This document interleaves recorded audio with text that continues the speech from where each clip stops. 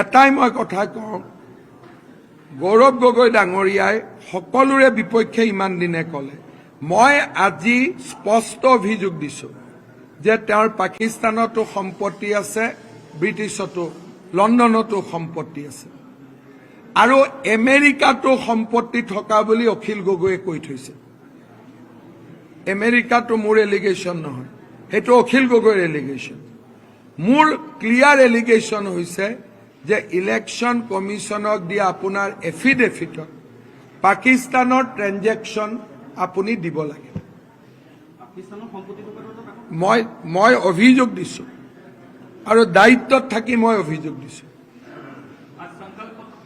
মই মুখ্যমন্ত্ৰীৰ চকীত থাকি মই কৈছোঁ যে গৌৰৱ গগৈৰ পাকিস্তান আৰু লণ্ডনত দুইটা জাগাতে তেওঁৰ পত্নীৰ নামত প্ৰপাৰ্টি আছে, যিটো তেওঁ ইলেকশ্যন কমিশ্যন এফিডেভিটত দেখুওৱা নাই।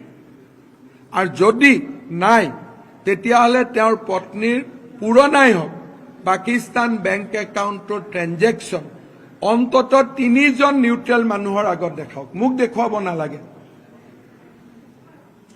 নিতুমণি শইকীয়া, মৃণাল তালুকদাৰ আৰু প্ৰশান্ত ৰাজগুৰু, মোক নালাগে। নিতুমণি শইকীয়া, মৃণাল তালুকদাৰ, প্ৰশান্ত ৰাজগুৰু, এই 3জন ব্যক্তিৰ সন্মুখত, লাগিলে অদীপ ফুকনকো ল'ব, এই 4জন ব্যক্তিৰ সন্মুখত তেওঁৰ পাকিস্তান বেংক একাউণ্টৰ গোটেই ডিটেইলছটো দেখুৱাওক। মই তেওঁক প্ৰত্যাহ্বান কৰিছোঁ।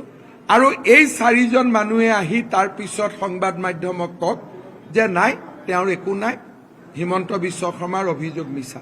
মোক দেখুৱাব, মই কোৱা নাই। কাক কৈছোঁ? নিতুমণি শইকীয়া, মৃণাল তালুকদাৰ, প্ৰশান্ত ৰাজগুৰু, লাগিলে অদীপ ফুকনকো মাতি মোৰ বিৰোধী গোটেইকেইজন, আৰু এই 4জন মানুহৰ আগত গোটেই একাউণ্টটো দেখুৱাওক। বহুত বেছি ভয়ংকৰ অভিযোগ আছে। আমাৰ হাতত নতুন নতুন তথ্য পৰিছে। ইলেকশ্যনৰ বঁটাটো মই পংকিল কৰিব খোজা নাই। নিৰ্বাচনৰ পিছত এই বিষয়ে মই আৰু অধিক তথ্য আনিম।